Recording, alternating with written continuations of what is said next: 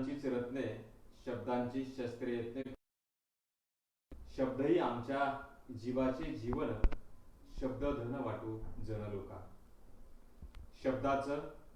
शब्दातून ज्ञान आणि शिक्षणाचं महत्व सांगणारे संतश्रेष्ठ जगद्गुरु तुकोबाराय, ज्यांनी महाराष्ट्राचा इतिहास घडवला, अस्मिता हरवलेल्या सबंध बहुजन समाजात पुन्हा एकदा अस्मिता निर्माण केली. नांगर हाकणाऱ्या मावळ्याच्या हातात वेळ, काळ आणि परिस्थितीचं भान लक्षात घेऊन तलवार दिली आणि स्वतःचं सुराज्य उभं केलं. अशा महान सुपुत्राला जन्म घालणारी राष्ट्रमाता, राजमाता माझी जाऊ, 18 पगड जातींच्या मावळ्यांना सोबत घेऊन या देशामध्ये पहिल्यांदा ज्यांनी शेतकऱ्यांचं, कष्टकऱ्यांचं, श्रमकऱ्यांचं, भूमिपुत्रांचं, एकदेशीयांचं स्वराज्य उभं केलं, ते कुळवाडी भूषण छत्रपती शिवाजी महाराज, ज्यांचं नाव घेतलं की आजही तरुणाच्या अंगात रक्त अगदी सळसळ लागतं, असे परम प्रतापी क्षात्रवीर संभाजी महाराज, ज्यांनी महाराष्ट्रामध्ये सामाजिक सुधारणेचा पाया घातला, ते राष्ट्रपिता महात्मा ज्योतिराव फुले, आपल्या पतीच्या सामाजिक आणि शैक्षणिक कार्यात त्यांच्या खांद्याला खांदा लावून अगदी समर्पित भावनेने त्यांना साथ देणाऱ्या क्रांतीज्योती सावित्रीबाई फुले, आपल्या वाढदिवसाची अनोखी भेट म्हणून ज्यांनी पहिल्यांदा दीन दलित मागासांना 50% आरक्षण दिलं, ते आरक्षणाचे जनक लोकराजे छत्रपती राजर्षी शाहू महाराज, ज्यांनी 50,000 पुस्तके वाचून आणि 20,000 पाने लिहून आपल्या प्रज्ञा प्रतिभेची साक्ष साऱ्या जगाला दिली, ते महामानव, प्रज्ञासूर्य, विश्वरत्न डॉक्टर बाबासाहेब आंबेडकर, रशियाच्या लेनिनग्राडच्या चौकामध्ये छत्रपती शिवाजी महाराजांचे पोवाडे गाऊन ज्यांनी साऱ्या जगाला शिवचरित्र सांगितलं, ते साहित्यरत्न लोकशाहीर अण्णाभाऊ साठे, या सर्व महामानवांना त्यांच्या विचार स्मृतींना विनम्र अभिवादन करतो. छत्रपती संभाजी महाराज यांच्या 363व्या जयंतीच्या औचित्याने संभाजी ब्रिगेड कंधारच्या वतीने ही लाईव्ह व्याख्यानमाला आयोजित करण्यात आलेली आहे. हा पहिलाच प्रयोग आहे. काळाच्या प्रमाणे काही गोष्टी बदलल्या पाहिजे, काळाप्रमाणे नवे बदल आम्ही स्वीकारले पाहिजे, ही भूमिका मराठा सेवा संघाने अनेक वर्षापासून घेतलेली आहे. मला हा सरांचं सुंदर वाक्य आठवतं, जो समाज काळाच्या पुढे एक पाऊल ठेवून चालतो, तो समाज प्रगतीच्या शिखरावर असतो. जो समाज किमान काळाबरोबर चालतो, तो टिकून राहतो. पण जो समाज काळाच्या पुढे तर सोडा, काळाच्या बरोबरीने चालत नाही, त्या समाजाचा केवळ पराभवच होत नाही, तर त्याचं अस्तित्व देखील नामशेष होऊ शकतं. याचाच दुसरा अर्थ असा आहे की बदलत्या व्यवस्थेनुरूप, बदलत्या काळानुरूप काही गोष्टी आम्हाला बदलाव्या लागतील. आणि आज कोरोनाचं महाभयानक संकट संबंध मानव समूहावरती आलेलं आहे, आणि त्यामुळं प्रतिवर्षी आपण अत्यंत मोठ्या उत्साहाने, जल्लोषामध्ये, हजारोंच्या उपस्थितीमध्ये छत्रपती संभाजी महाराजांची जयंती साजरी करतो. भव्य मिरवणुका, व्याख्यानं, कार्यक्रम आपले असतात, परंतु यावर्षी आपल्याला ह्या सगळ्या गोष्टी करता येणार नाहीत, आणि म्हणून ही लाईव्ह व्याख्यानमाला आयोजित करण्यात आलेली आहे. सर्वप्रथम मी आपल्या सर्वांना छत्रपती संभाजी महाराज यांच्या जयंतीच्या मनापासून शिवशुभेच्छा देतो आणि छत्रपती संभाजी महाराजांच्या विचार स्मृतींना अभिवादन करतो. मित्रो, महाराष्ट्राच्या इतिहासामधलं एक प्रचंड वादळी, पराक्रमी, शीलवान, चारित्र्यवान व्यक्तिमत्व म्हणून आपण छत्रपती संभाजी महाराजांकडे पाहतो. संभाजी महाराजांचा दुर्दैवाने खरा इतिहास आजतागायत लोकांसमोर आला नाही, परंतु 17व्या शतकामध्ये छत्रपती शिवाजी महाराजांनी निर्माण केलेल्या स्वराज्याचं रक्षण करण्यासाठी स्वतःच्या प्राणाची बाजी लावणारे छत्रपती संभाजी महाराज आजही तरुणांच्या समोर प्रचंड मोठं आकर्षण म्हणून राहिलेले आहे. छत्रपती संभाजी महाराजांचा जन्म 14 मे 1657 ला पुरंदर किल्ल्यावरती सई राणीसाहेब यांच्या पोटी झाला. पिता शिवाजीराजे सई राणीसाहेब यांच्या उदरात जन्मास आलेले संभाजीराजांना मातृप्रेम फार काळ उपभोगता आले नाही. संभाजी महाराज 2 वर्षे 3 महिन्याचे असताना 5 सप्टेंबर 1657 ला 19 सई राणीसाहेबांचा मृत्यू झाला. वयाच्या 2.25व्या वर्षी संभाजीराजे मातृसुखाला पारखे झाले, परंतु पित्याचं अलोट प्रेम, आजी जिजाऊंचं मातृहृदयाचं प्रेम, सर्व मातांनी केलेलं जीवापाड प्रेम, या सगळ्यामध्ये संभाजी महाराज वाढत होते. खरं तर कुठल्याही व्यक्तीच्या जडणघडणीमध्ये पहिले 2, 4, 5 वर्ष अत्यंतिक महत्वाची असतात. तसेही संभाजी महाराजांच्या जीवनातले पहिले काही वर्ष अत्यंतिक महत्वाचे असे वर्ष होते. जरी सईबाईंचं निधन झालं असलं तरी संभाजी महाराजांचे दुधाची हेळसांड होऊ नये यासाठी स्वतः राष्ट्रमाता जिजाऊनं परिसरातल्या गावामध्ये पाहणी केली आणि त्या काळामध्ये कोणती स्त्री बाळांत झाली याची चौकशी केली. जेव्हा भोर जवळच्या कापूरहूळ मधल्या धाराऊ या बाळांत झाल्या होत्या, स्वतः जिजाऊ त्यांच्याकडे गेल्या, सर्व हकीकत गाढे पाटलांना समजावून सांगितली आणि धाराऊने मोठ्या उदार अंतःकरणाने संभाजी महाराजांचं मातृत्व स्वीकारलं. सईबाईचं नेत्रपान आणि धाराऊचं स्तनपान याच्यातनं संभाजी महाराज वाढले. मला एक गोष्ट अत्यंत आवर्जून आपल्या सर्वांना सांगितली पाहिजे की मी म्हणालो की संभाजी महाराजांना जरी सईबाईंचं मातृप्रेम दीर्घकाळ मिळालं नसलं तरी सईबाईंचे संस्कार, जिजाऊंचे संस्कार, जिजाऊंचं मार्गदर्शन, शिकवणूक, इतर मातांचं प्रेम आणि धाराऊनं जीवापाड जपलेलं शंभूराजासारखं व्यक्तिमत्व हे हळूहळू आकाराला येत होतं. 5 सप्टेंबर 1659 ला सईबाईंचं निधन झालं आणि अफजल खानासारखा शत्रू स्वराज्यावर चालून आला. एकीकडे पत्नीच्या वियोगाचं दुःख छत्रपती शिवाजी महाराजांवर होतं आणि दुसरीकडे मात्र अफजल खान होता. आणि शिवाजी महाराज 10 नोव्हेंबर 1659 ला अफजल खानाच्या भेटीला निघताना जिजाऊंचा आशीर्वाद घेतात. जिजाऊंचा आशीर्वाद घेतात त्यावेळेस ज्यावेळेस जिजाऊ आणि शिवाजी महाराज नजर होते, जिजाऊला क्षणभर शिवाजी महाराजांच्या नजरेत जाणवायला लागते. त्यावेळेस जिजाऊ शिवबांना म्हणतात बघा, आणि हे कोण पाहते, हे 2.25 वर्षाचे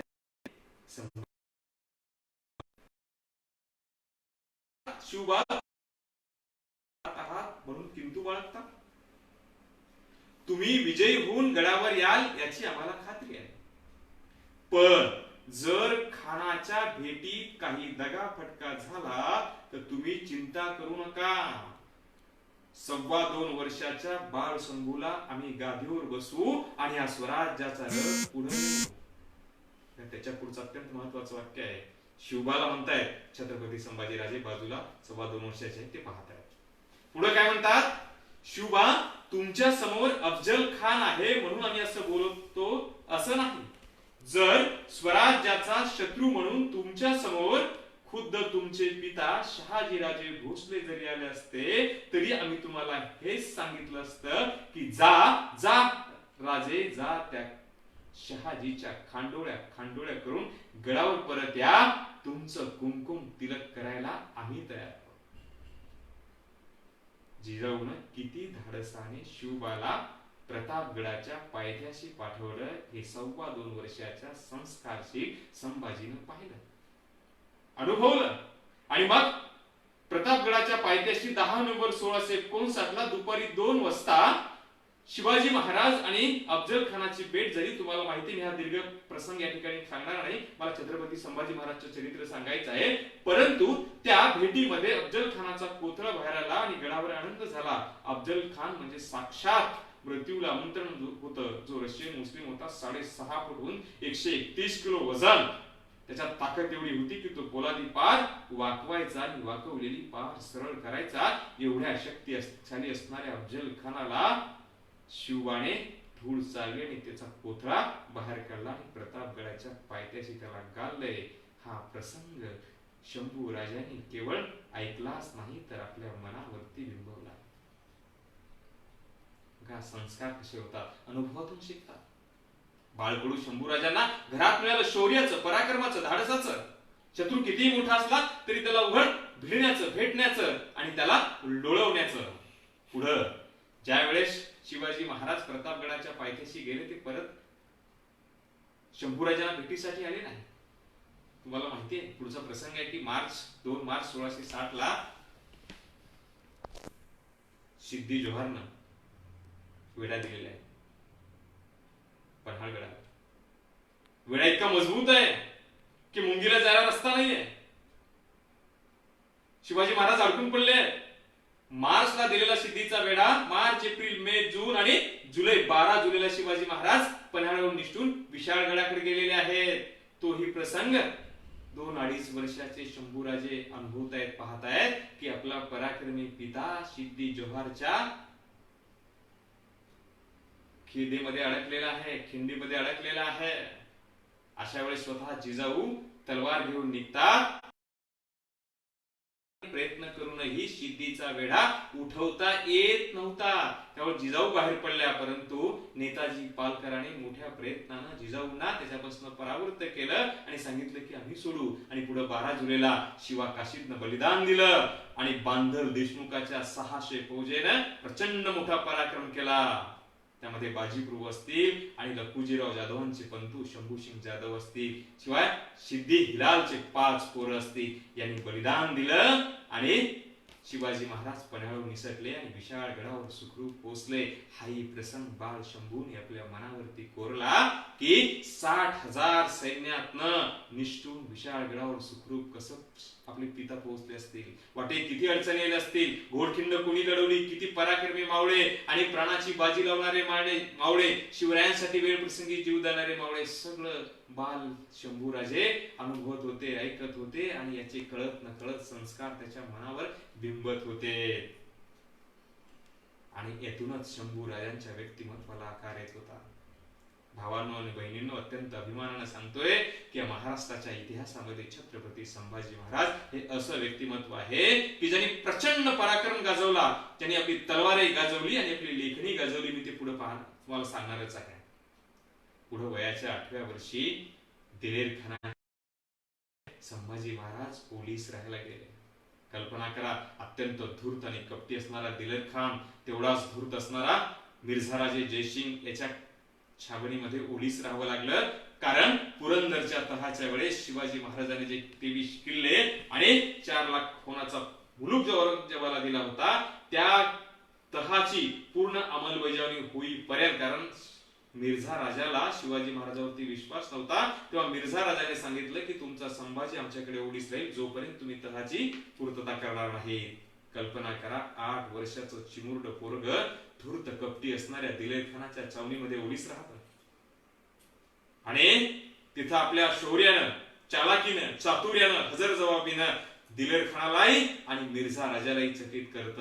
हा संभाजी महाराजच्या जीवनातला 8व्या वर्षाचा प्रसंग आहे. 9व्या वर्षी तर आग्र्यामध्ये औरंगजेबाच्या मगरमिठीत आहे.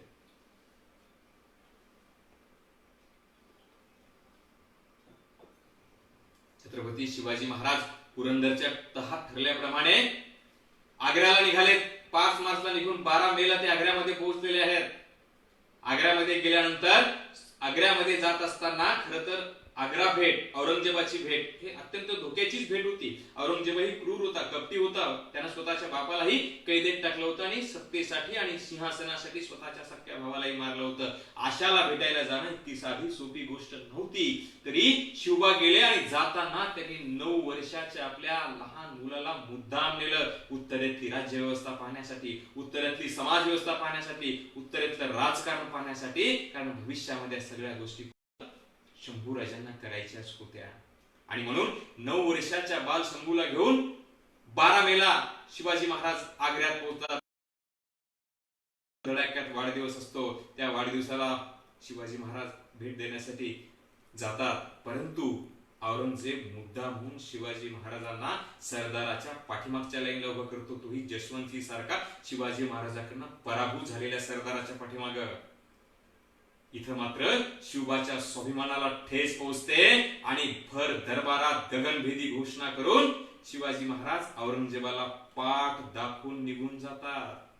कदाचित मोगल सल्तनीमध्ये औरंगजेबाच्या संपूर्ण इतिहासामध्ये औरंगजेबाला पाठ दाखवून आणि औरंगजेबाच्या भर दरबारात औरंगजेबाचा निषेधाची गगनभेदी घोषणा करून शिवाजी महाराज जातात. आणि हे 9 वर्षाचा शंभूराजे पाहतो की आपला स्वतःचा गर्व करायचा नाही, परंतु स्वाभिमानाला जर ठेच पोहोचली तर मात्र अजिबात सहन करायचं नाही. हेच संस्कार 8व्या वर्षी काय शिकले, 9व्या वर्षी काय शिकले आणि पुढे तुम्हाला सगळं माहितीये की औरंगजेबानं शिवाजी महाराजाला नजर कैदेत टाकलं, फौलाद खानाची फौज बाजूला लावली. परंतु 9 वर्षाच्या शंभूराजांना मात्र कैद होती, कारण ते औरंगजेबाचे मनसबदार होते. त्यामुळे शंभूराजे औरंगजेबाच्या दरबारात फिरत होते, आग्र्यात फिरत होते, आग्र्याची परिस्थिती माहित होती, तिथल्या अनेक लोकांना भेटत होते, तिथल्या अनेक लोकांशी गप्पा टप्पा मारत होते आणि एकंदरीत सगळ्या परिस्थितीचा अनुभव घेत होते. त्यांच्या लक्षात आलं की आपला बाप हा नजरकैदेत अडकलेला आहे, बापाला सोडवलं पाहिजे. कल्पना करा, 9 वर्षाचं पोरगं वडिलाला सोडवण्यासाठी प्रयत्न करते आहे. या औरंगजेबाच्या आणि संभाजी महाराजच्या जीवनातला एक अत्यंत महत्वाचा प्रसंग आपल्याला सांगितलं पाहिजे की ज्यावेळेस औरंगजेबानं कुस्त्याचा आखाडा भरवला होता, देशभरातील नामवंत पैलवान आले होते आणि खुद्द औरंगजेब देखील त्या कुस्तीच्या आखाड्यामध्ये स्वतः येऊन थांबला होता कुस्त्या पाहण्यासाठी आणि शंभूराजे देखील तिथं होते. औरंगजेबाची नजर शंभूराजावर गेली आणि शंभूराजाला औरंगजेब काय म्हणतो, आप कुस्ती खेलेंगे क्या?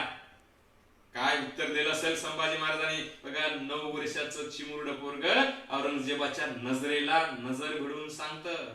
काय सांगतं? नजरेला नजर भिडून सांगतंय की इथं माझ्या लायकीचा एकही पैलवान नाही, मी राजा राजपुत्र आहे, माझ्या लायकीचा एकही पैलवान नाही. जर माझ्या पात्रतेचा पैलवान या आखाड्यात जर असेल तर मी कुस्ती खेळायला तयार आहे. बघा, मोगल शहंशाह सम्राट असणाऱ्या औरंगजेबाला देखील बोलण्यामध्ये शंभूराजाने हरवलं. खरं तर औरंगजेबाला नकार देणं म्हणजे एखाद्या सम्राटाचा, एखाद्या राजाचा शस्त्राशिवाय केलेला पराभव असतो आणि तो संभाजीराजाने 9व्या वर्षी पराभव केला आणि त्याच्या नजरेला ही संभाजीची नजर औरंगजेबाला पुढे आयुष्यात अनेकदा छळत होती. आणि मग पुढं शिवाजी महाराज आग्र्याच्या कैदेतून निसटले भावांनो. आणि यामध्ये संभाजी महाराजांचंही योगदान आहे, हे कुठेतरी तुम्ही लक्षात घ्या. आता तो खूप विस्ताराने प्रसंग मी मुद्दाम सांगणार नाही, पण ज्यावेळेस शिवाजी महाराज हे आग्र्याच्या कैदेतून निसटले, पेटाऱ्यातून नव्हे, वेषांतर करून निसटले, लक्षात घ्या. आणि निष्ठून ते दक्षिणेत आले नाही, ते उत्तरेत गेले. कारण त्यांना माहिती होतं जर आपण लगेच दक्षिणेत पळालो तर औरंगजेबाचं सैन्य पाठलाग करेल. उत्तरेत गेले, उत्तरेत काशी, अहमदाबाद,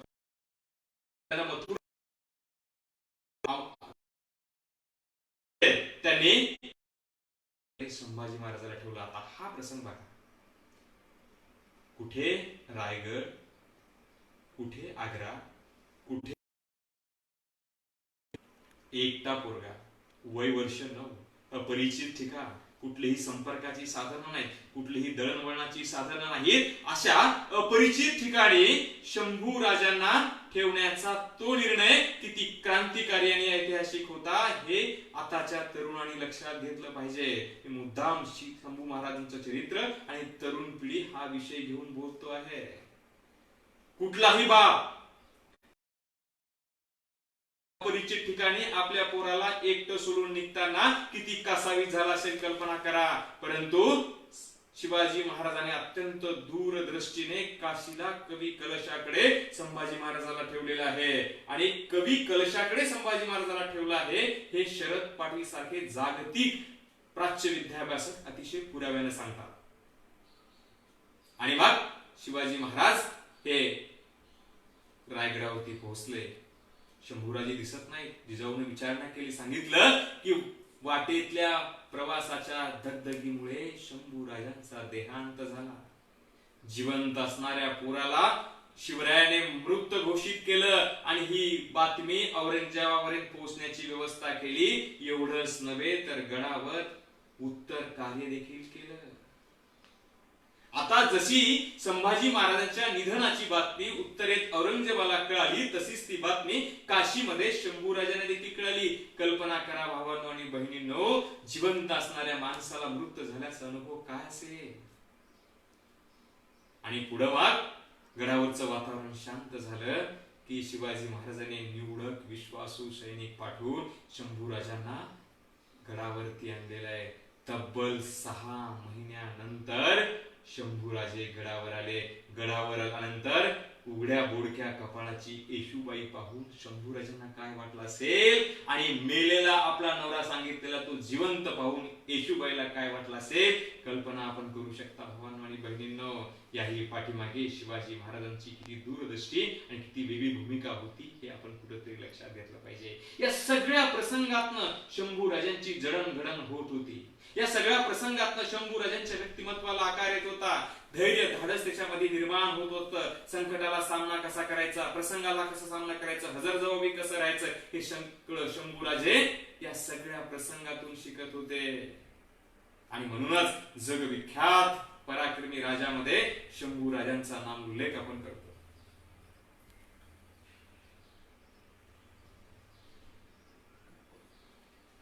शंभू राजाने केवळ तलवारच गाजवली नाही भावांनो आणि बहिणींनो, लेखणी गाजवली. एक मुद्दा अत्यंत महत्वाचा मला सर्वांना सांगितला पाहिजे. जाणीवपूर्वक काही वर्ण वर्चस्ववादी तथाकथित कादंबरीकार, इतिहासकार, बखरकार, नाटककार, चित्रपटाचे निर्माते आणि मालिकेचे निर्माते अपवाद मात्र फक्त खासदार डॉक्टर अमोल कोल्हे यांची मालिका स्वराज्य रक्षक संभाजी, जी सत्यावर आधारित होती. बाकी मालिका, चित्रपट, नाटके, कथा, कादंबऱ्या या सगळ्यामधनं छत्रपती संभाजी महाराजांच्या चरित्राचं विकृतीकरण करण्याचा प्रयत्न जाणीवपूर्वक करण्यात आलेला आहे. खरं तर प्रचंड विद्वान असणारे संभाजी महाराज आहेत. वयाच्या 14 वर्षी, खरं तर 26 जानेवारी 1671 ला पन्हाळ्यावरती स्वतंत्र राज्यकारभार करण्यासाठी शिवाजी महाराजांनी संभाजी महाराजांना आदेशित केलेला आहे. म्हणजे 14व्या वर्षी विशिष्ट असा राज्यकारभार संभाजी महाराजांनी सुरू केला. ती तारीख होती 26 जानेवारी 1671. आपल्याही इतिहासामध्ये 26 जानेवारी गणतंत्र आहे. संभाजी राजांनी स्वतंत्र गणतंत्र सुरू केलं आणि इकडे हे आपलं गणतंत्र, याचा संबंध आहे हे पण आपण नीटपणे लक्षात घ्या. आणि याच काळामध्ये संभाजी महाराजांनी बुधभूषण नावाचा संस्कृत मधला राजनीतीवरचा अतिशय उत्कृष्ट उपदेश करणारा ग्रंथ लिहायला सुरुवात केलेली आहे. 71 ते 75 अशी सलग 4 वर्ष संभाजी महाराज ग्रंथ लिहित होते. मित्र हो, बुधभूषण नावाचा ग्रंथ संभाजी महाराजांमधली अतुच्च प्रतिभा, ज्ञान, कौशल्य तुम्हाला सांगते. आज बुधभूषणाची मराठी मधली प्रत आपल्याकडे उपलब्ध आहे. संस्कृत मधले तज्ञ डॉक्टर प्रभाकर ताकवले यांनी अनुदान यांनी हिचं मराठी भाषांतर केलेलं आहे आणि त्याचं संपादन ऍडव्होकेट शैलेजा ज्ञानेश्वर मोळक यांनी केलेलं आहे. आणि त्या बुधभूषण नावाच्या ग्रंथाला मराठा सेवा संघाचे संस्थापक अध्यक्ष, आपल्या सर्वांची प्रेरणास्थान युगनायक ऍडव्होकेट पुरुषोत्तमजी खेडेकर साहेबांची दीर्घ आणि सविस्तर प्रस्तावना आहे. आपण जरूर तो ग्रंथ वाचा. बुध म्हणजे विद्वान, भूषण म्हणजे दागिना. किती मोठा अर्थ या ग्रंथात आहे. हा ग्रंथ 3 खंडात आहे, 3 भागात आहे. पहिला 194 श्लोक आहे त्याच्यामध्ये, दुसरा खंड ज्याच्यामध्ये 630 श्लोक आहेत आणि तिसरा खंड त्यामध्ये 59 श्लोक आहेत. असे एकूण 883 स्वलिखित संभाजी महाराजांचे श्लोक आहेत आणि त्याचं सुंदर संपादन आज बुधभूषण या ग्रंथाचं झालेलं आहे. बघा, पहिल्या खंडामध्ये ज्यामध्ये 194 श्लोक आहेत त्यामध्ये शंभूराजे काय सांगतात.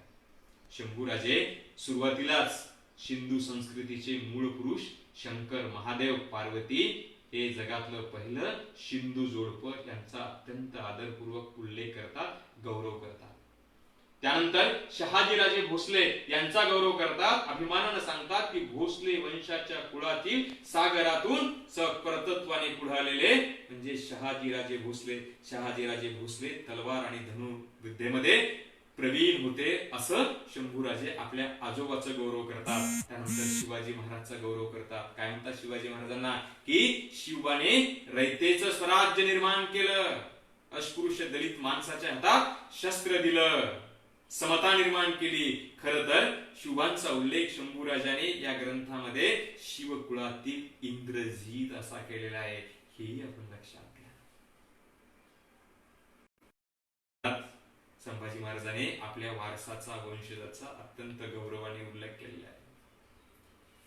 दुसऱ्या खंडामध्ये शंभूराजाने राजा कसा असावा, राजाने काय करावं, राजा हा निर्वेशनी, सदाचारी, शत्रूचं इंगित जाणणारा, प्रजेला मदत करणारा अशा स्वरूपाचा राजा असावा या संदर्भात अत्यंत सविस्तर विवेचन केलेलं आहे. आता हे व्याख्यानात हे सगळ्या गोष्टी सांगता येणार नाहीत. कदाचित आपण तो ग्रंथ वाचला तर तुम्हाला लक्षात येईल की राजाच्या अंगी कोणते गुण असावे, राजा कसा असावा, म्हणजे तो एक आयडियल किंग होईल या संदर्भात ती अत्यंत सविस्तर माहिती या दुसऱ्या खंडात दिलेली आहे. त्याचबरोबर दुसऱ्या खंडात राजाने प्रयत्नवाद सांगितलेला आहे.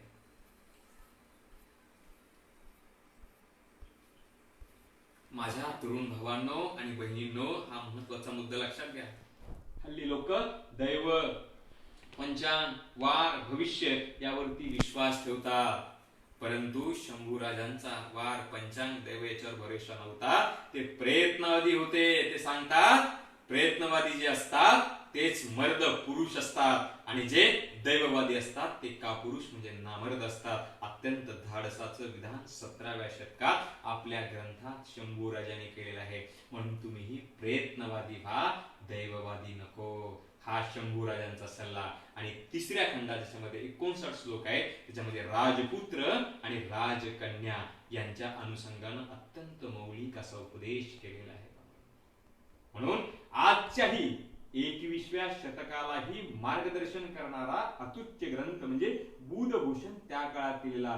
परंतु भावांना आणि बहिणींनो, कुठल्याही वर्ण वर्चस्ववादी इतिहासकाराने शंभू राजांचं या संदर्भातलं कर्तृत्व तुमच्या आमच्या समोर कधी येऊच दिलं नाही. हा एक ग्रंथ जो संस्कृत मधला होता, दुसरे 3 ग्रंथ काही हिंदी, काही वज्र मिश्रित हिंदी असे होते. नायिका भेद भारतीय नृत्य कलेचा आविष्कार करणारा आणि त्याचं वर्णन करणारा सुंदर ग्रंथ नायिका भेद होता.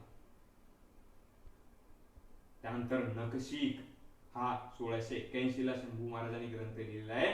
नखशिख याच्यामध्ये स्त्रीच्या सौंदर्याचं वर्णन, पण स्त्रीला माता समजून तिच्या चरणाला स्पर्श करून तिच्या सौंदर्याचं वर्णन करणारा अप्रतिम ग्रंथ आहे नखशिख. आणि चौथा ग्रंथ जो अध्यात्मावरती ज्यामध्ये 100 पद आहेत, नखशिख मध्ये 36 पद आहेत. या 7 शतके अध्यात्मावर असणाऱ्या ग्रंथामध्ये त्यांनी महाकारुणी तथागत गौतम बुद्ध, भगवान श्रीकृष्ण, भक्त प्रल्हाद, संत नामदेव महाराज, संत तुकाराम महाराज यांच्या संदर्भाने काही त्यांचे मौलिक उपदेश करणारे अभंगाचा सार त्याच्यामध्ये लिहिला गेलेला आहे. अशा प्रकारच्या 4 ग्रंथाची रचना शंभू राजाने केलेली. कल्पना करा, खरं तर शंभू राजा एका राजांचा राजपुत्र आहे, प्रचंड धावपळ आहे, सगळ्या गोष्टी असताना देखील 4 ग्रंथ शंभू राजे लिहितात. याचा अर्थ त्यांनी किती पुस्तकं वाचली असतील कल्पना करा. आपल्याला एखादी 4-10 ओळी, 20 ओळी किंवा एखादा छोटासा लेख लिहायचा असेल तर 4-2 पुस्तक आपल्याला वाचल्याशिवाय ते लिहिता येणार नाही. मग 4 ग्रंथ लिहित असताना शंभू राजाने त्या काळात किती पुस्तकं वाचली असती, म्हणजे त्या काळात रायगडावरती ग्रंथालय असेल. त्या सगळ्या गोष्टी कुठेतरी आपण आजच्या काळात देखील लक्षात घेतल्या पाहिजे. आणि एक महत्वाचा संदर्भ तुम्हाला अत्यंत आवर्जून आणि नम्रपणे सांगतोय की संभाजी महाराज लेखनीवीर जसे होते तसे ते भाषावीर होते. त्यांना 16 भाषा अवगत होत्या. कल्पना करा, आज आपण मराठी आपली मातृभाषा आहे, मायबोली आहे, ती आपल्याला आलीच पाहिजे, तिच्यात आपण अस्खलित लिहिलं पाहिजे, परंतु याबरोबर अनेक भाषा देखील आपल्याला आल्या पाहिजे. 17व्या शतकात आपला राजपुत्र, आपला राजा हा 16 भाषा शिकतो. बघा, संभाजी महाराजांना मराठी, हिंदी, संस्कृत, अरबी, फारसी, इंग्रजी, Urdu, Kannada, Ardhamagadhi, Bhojpuri, Brahmi, Pali, Hebrew, Spanish, Dutch, Portuguese अशा 16 भाषा येत होत्या.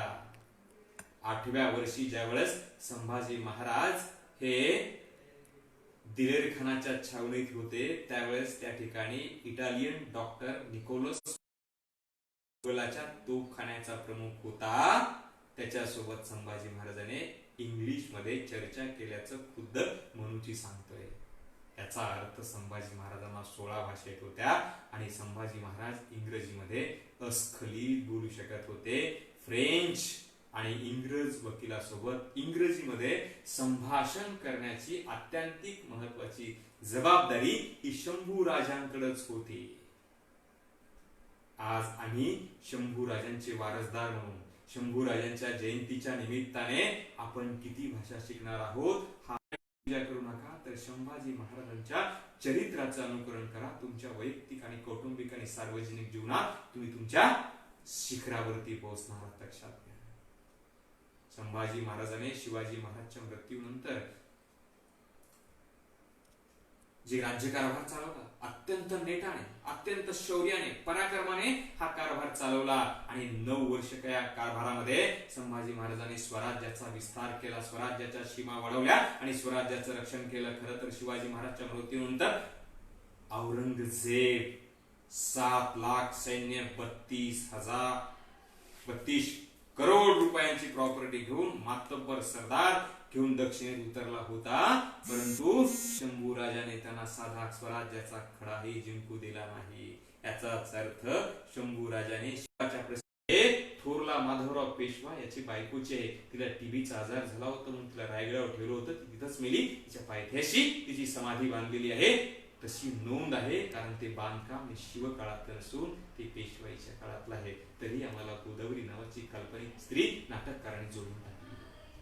सोनसुखा नावाच्या नाटककाराने थोराताची कमळा नावाचं नाटक लिहिलं आणि आम्हाला कमळा संभाजी महाराजांच्या जीवनात असं सांगितलं आणि त्या कमळेची समाधी आम्हाला पन्हाळगडावर दाखवली जाते. पण प्रत्यक्षात पन्हाळगडावर कमळेची समाधी म्हणून जी समाधी दाखवली जाते, ती समाधी ही कमळेची समाधी नसून ती समाधी ही पहिला पेशवा बाळाजी विश्वनाथ भट यांच्यासोबत लढताना धारातीर्थी पडलेल्या यशवंतराव थोरात आणि गोंडाबाई थोरात या दाम्पत्याची आहे. आणि आम्हाला दाखवलं कमळा.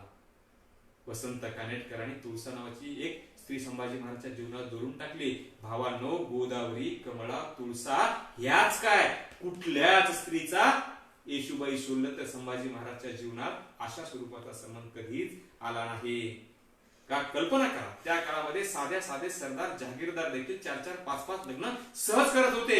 संभाजी महाराज तर राजपुत्र होते, पुढे राजा झाले. त्यांनी ठरवलं असतं तर 5-10 विवाह त्यांना सहज करता आले असते. परंतु संभाजी महाराज आपल्या पत्नी येशूबाईशी शेवटपर्यंत एकनिष्ठ होते. संभाजी महाराजांनी एकच विवाह केला, नुसताच एकच विवाह किंवा ती पत्नीशी एकनिष्ठच होते असं नाही, तर आपल्या पत्नीचा अत्यंत गौरवाने उल्लेख केला.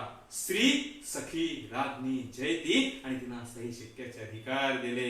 एवढ्या स्त्रियाविषयी सहिष्णू दृष्टिकोन असणाऱ्या संभाजी राजांना ब्राह्मण इतिहासकारांनी मात्र जाणीवपूर्वक स्त्री लंपट दाखवलं. संभाजी महाराजांच्या जीवनात कुठल्याही स्त्री कधीच आली नाही. या सगळ्या कथोकल्पनिक आणि काल्पनिक गोष्टी होत्या. संभाजी महाराजांची बदनामी करणारा एक लेख हा सावरकरांनी हिंदू पथ पादेशाही ह्या 1928 ला लिहिलेल्या पुस्तकात केलेला आहे. 1928 ला सावरकरांनी हिंदू पथ पादेशाही नावाचं पुस्तक लिहिलं. त्यामध्ये हुतात्मा छत्रपती नावाचा एक लेख लिहिला आणि त्या लेखामध्ये सावरकर संभाजी महाराजांबद्दल असं लिहितात की मदिरा आणि मदिराक्षी याच्यामध्ये पुरफटलेला शिवाजीचा नादान आणि नाकर्ता होता. भावांनो, कल्पना करा, जो संभाजी शिवाजीच्या मृत्यूनंतर 4 शत्रू चालून आले, सिद्धी, मोगल, फ्रेंच, डच आणि स्वकीय शत्रू मंत्री या सगळ्यांचा विरोध मोडून अत्यंत सत्शीलपणे हे स्वराज्य पुढे नेलं, स्वराज्याचं रक्षण केलं, स्वराज्याच्या सीमा वाढवल्या, स्वराज्याचा खजिना भरून ठेवला. त्या संभाजी महाराजांना सावरकर काय म्हणतात? नादान आणि नाकर्ता. कुठल्या मदिरा आणि मदिराक्षी. अरे, आयुष्यात मद्याचा एक थेंबाचा स्पर्शही संभाजी महाराजांनी केला नाही, तरी संभाजी महाराजांना मद्यापी दाखवलं जातं.